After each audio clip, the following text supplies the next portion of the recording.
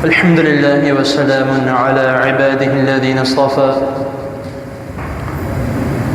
اللهم صل وسلم على نبينا محمد صلی اللہ علیہ وسلم۔ حضرات محترم، اللہ تعالیٰ کی توفیق سے اور آپ دوست احباب بزرگوں کی دعاؤں سے باب صفت الصلاۃ، نماز کی صفت کا بیان، نماز ادا کرنے کا مسنون طریقہ آپ کے سامنے اختصار کے ساتھ بیان کیا جا رہا ہے۔ الحمدللہ، شکر الحمدللہ، نماز کے اللہ اکبر تکبیر تحریمہ سے لے کر اور اب تک تقریباً 32 یا 33 بیانات ہو چکے ہیں، جس میں ٹوٹلی تفصیلاً نماز کا طریقہ، نماز میں پڑھی جانے والی دعائیں اور جو کس طرح رکوع کرنا ہے، کس طرح سجدہ کرنا ہے، صحیح سنت کے مطابق اور باقاعدہ جس طرح آپ سب کو علم ہے، اللہ تعالیٰ کی توفیق سے اس میں میرا کوئی کمال نہیں کہ جو بات میں نے بیان کی ہے الحمدللہ اس کا حوالہ بھی ساتھ میں نے بیان کیا ہے، تاکہ اگر کسی نے درس سن کے یا درس سننے کے بعد اس کو دیکھنا چاہے، خود نظر ثانی کرنا چاہے، تسلی کرنا چاہے تو وہ کر سکتا ہے۔ اس میں میرا کوئی کمال نہیں، صرف اور صرف میرے رب کا فضل و کرم ہے، جتنا شکر ادا کیا جائے کم ہے۔ تو ہمارا سبق چل رہا تھا تشہد کا۔ پچھلی نشست میں نے آپ کے سامنے تشہد میں بیٹھنے کا اور اس میں ہم نے ہاتھ کس طرح رکھنے اس کے متعلق بات بیان کی تھی۔ آج جو ہے تشہد کی دعا، اس کے دو نام ہیں۔ ایک ہم اس کو التحیات کہتے ہیں، کیونکہ اس کا جو پہلا لفظ ہے وہ التحیات سے شروع ہوتا ہے، اور دوسرا ہم نے جو اس کا نام ہے وہ تشہد ہے، وہ اس لیے کیونکہ اس میں، اس دعا میں 2 شہادتوں کا ذکر ہے۔ نبی کریم صلی اللہ علیہ وسلم جب تشہد میں بیٹھتے تھے، درمیان والی یا آخری تشہد میں،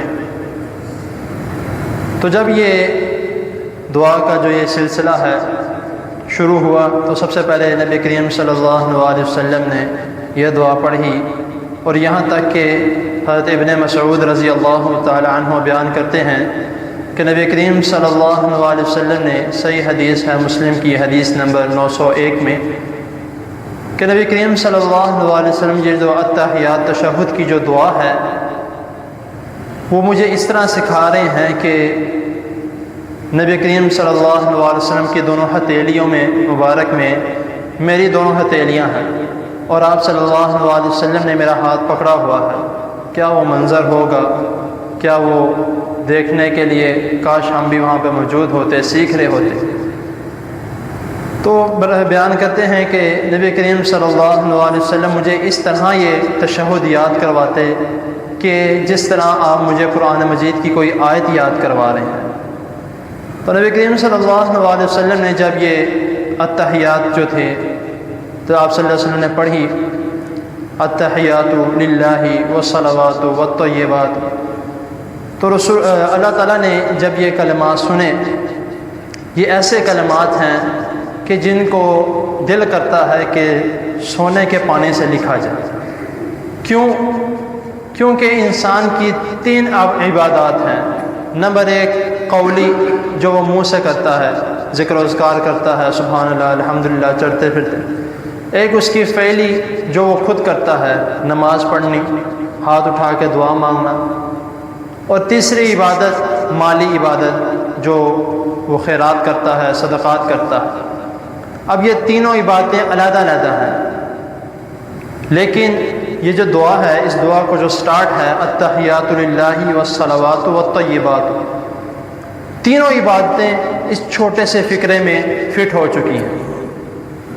اب یہ جب رسول اللہ صلی اللہ علیہ وسلم نے یہ دعا پڑھی تو اللہ تعالیٰ کو اتنی پسند آئی کہ اللہ تعالیٰ نے آگے فرمایا السلام علیکہ ایھا النبی ورحمۃ اللہ وبرکاتہ، کہ اے نبی صلی اللہ علیہ وسلم آپ پر سلامتی ہو، آپ پر رحمت ہو، آپ پر برکت ہو۔ تو نبی کریم صلی اللہ علیہ وسلم نے پھر صرف اپنے اوپر ہی نہیں، آپ صلی اللہ علیہ وسلم نے لیا، پھر اپنی امت کو بھی بیچ میں شامل کیا۔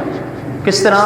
نبی کریم صلی اللہ علیہ وسلم آگے فرما رہے ہیں السلام علینا وعلی عباد اللہ الصالحین، سلامتی ہو ہم پر اور نیک بندوں پر اور مسلمانوں پر۔ السلام علینا وعلی عباد اللہ الصالحین، نیک بندوں پر سلامتی ہو اور ہم پر سلامتی ہو۔ اب نیک بندے کون ہیں؟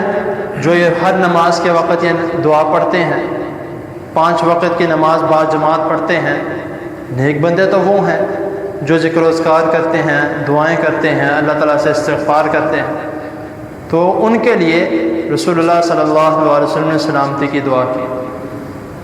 اب اگر اس کا مختصر سا ترجمہ جس طرح میں نے ساتھ ساتھ کرتا گیا ہوں، تو جو شروع کی جو دعا ہے التحیات، اس میں آتا ہے کہ اے اللہ التحیات للہ والصلوات، کہ میری مالی عبادت، میری قولی عبادت، میری فعلی عبادت للہ صرف اور صرف اللہ تعالیٰ کے لیے اور کسی کے لیے نہیں۔ تو ہمیں اگر ہم یہ الفاظ نماز میں پڑھتے ہیں تو ہمیں یہ کوشش کرنی ہے کہ ہم اسی کے مطابق اپنی زندگی گزاریں۔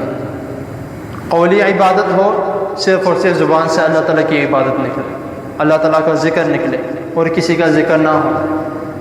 فعلی عبادت ہو، صرف اور صرف سر اللہ تعالیٰ کے سامنے جھکے، رکوع کیا جائے تو اللہ تعالیٰ کے سامنے کیا جائے، عاجزی کے ساتھ کھڑے ہوا جائے سر جھکا کے تو صرف اور صرف اللہ تعالیٰ کے سامنے۔ مال عبادت ہو تو اس راہ میں خرچ کیا جائے جہاں پہ اللہ تعالیٰ نے حکم دیا ہے، رسول اللہ صلی اللہ علیہ وسلم نے حکم دیا ہے، اس جگہ پہ نہ خرچ کیا جائے جہاں پہ خرچ کر کے بھی نہ خرچ کرنے کے برابر ہے۔ تو اسی لیے جب ہم یہ دعا کرتے ہیں تو ہمیں کوشش یہ کرنی ہے کہ اسی کے مطابق ہم چلیں۔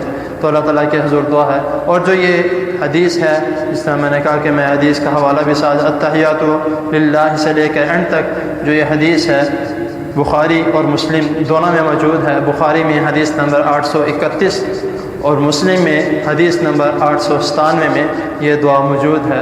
اللہ تعالیٰ کے حضور دعا ہے اللہ تعالیٰ ہمیں جو سنا ہے اس کو سمجھنے کی اور اس پر عمل کرنے کی اور اس کو پڑھنے کی اللہ تعالیٰ ہمیں توفیق عطا فرمائے۔ جزاکم اللہ۔